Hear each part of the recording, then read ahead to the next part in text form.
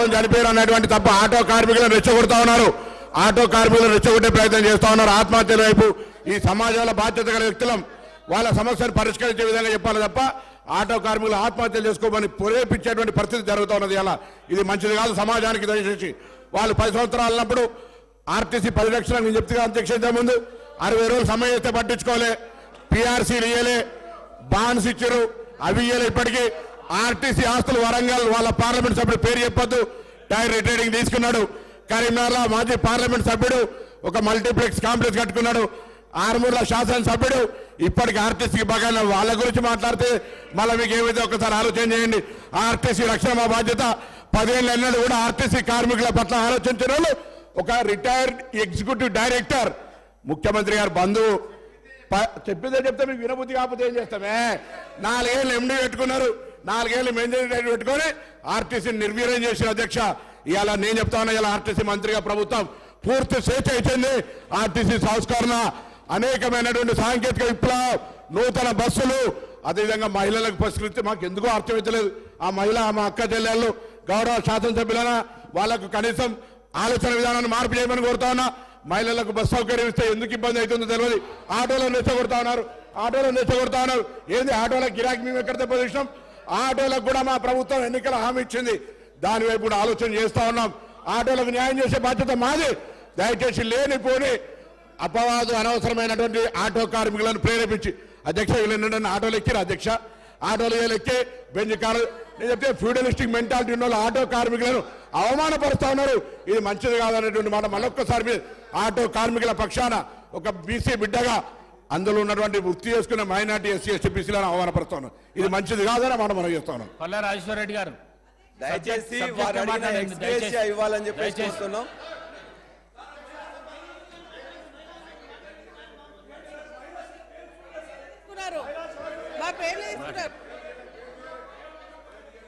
అధ్యక్ష, మరి మన మినిస్టర్ గారు మాట్లాడుతూ మేము కూడా ఇక్కడ మహిళలను మేము సపోర్ట్ చేస్తున్న మహిళలకు అంటున్నారు అధ్యక్ష. మా పల్లా రాజేశ్వర రెడ్డి గారు మా పార్టీ తరఫున మాట్లాడుతూ స్పష్టంగా చెప్పడం జరిగింది, మహిళలకు ఏదైతే బస్ ఉచితంగా ఇస్తా ఉన్నారో దాన్ని మేము స్వాగతిస్తా ఉన్నాం.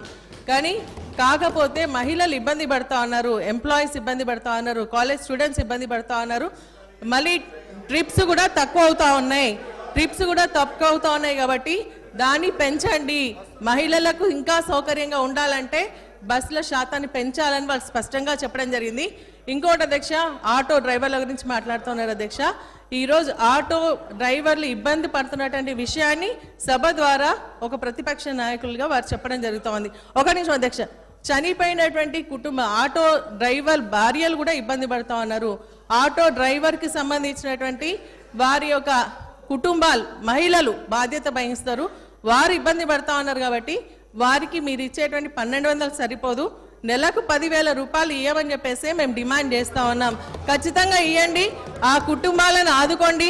చనిపోయిన కుటుంబాలకు మరి 10,000 రూపాయలు 10 లక్షల రూపాయలు ఎక్స్గ్రేషియా ఇవ్వాలని చెప్పేసి కూడా మేము డిమాండ్ చేస్తూ ఉన్నాం.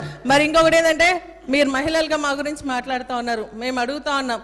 మహిళకు మహాలక్ష్మి అని పథకం తీసుకుని రావడం జరిగింది, దాంట్లో 3 ఉన్నాయి. వారు స్పష్టంగా చెప్తా ఉన్నారు 2,500 రూపాయలు ఇస్తామన్నారు, అది కూడా ఇవ్వాలి. 500 గ్యాస్తో పాటు మరి అది కూడా ఇవ్వాలని కూడా మేము డిమాండ్ చేస్తా ఉన్నాం అధ్యక్ష.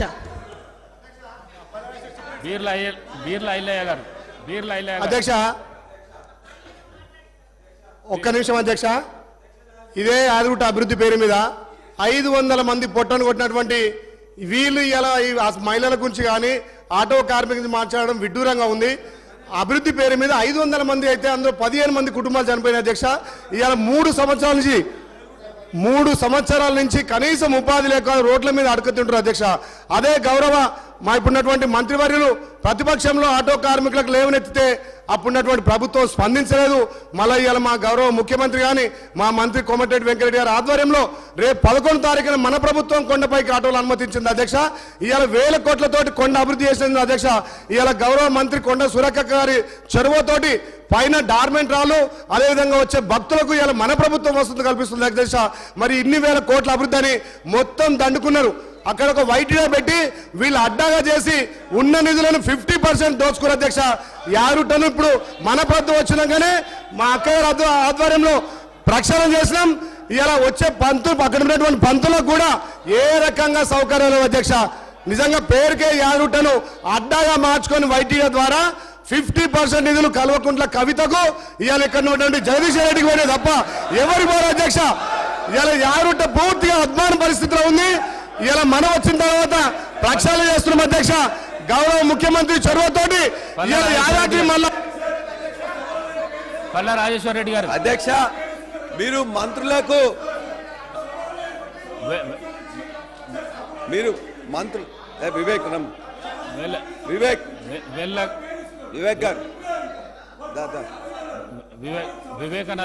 వివేకానంద గారు వివేకానంద వెళ్ళకు రావద్దండి, వెళ్ళకు రావద్దు please please please please please. Palla Rajeshwara Reddy గారు. అధ్యక్ష, ఇవాళ మేము ఒక్క నిమిషం 5 నిమిషాలు కూడా మాట్లాడడానికి అవకాశం ఇవ్వలేదు అధ్యక్ష. మీరు వాళ్ళందరికీ కూడా ఒకరో మేము చెప్పదలుచుకుని చెప్పిన తర్వాత మంత్రులు కానీ ముఖ్యమంత్రి కానీ సమాధానం చెప్తారు.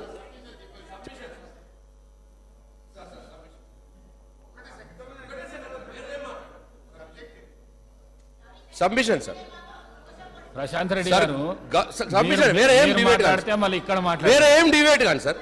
సార్, గౌరవ సభ్యులు ఐలయ్య గారు విప్ గారు సభలో లేని వ్యక్తి మీద పేరు తీసుకొని ఆరోపణలు చేసినారు. దయచేసి ఇది సభ నియమాలకు ఇది విరుద్ధం. దయచేసి అది రికార్డు నుంచి అది తొలగించాలని మిమ్మల్ని కోరుతా ఉన్నాను అధ్యక్ష. తప్పకుండా పరిశీలించి తొలగిస్తాం. పల్లా రాజేశ్వర రెడ్డి గారు. అధ్యక్ష, వ్యవసాయ రంగం అందులో ఏం ప్రస్తావించలేదు. ఆ వ్యవసాయ రంగం నుంచి మీరు ఏదైతే ప్రకటించినరో డిక్లరేషన్ ఇచ్చినరో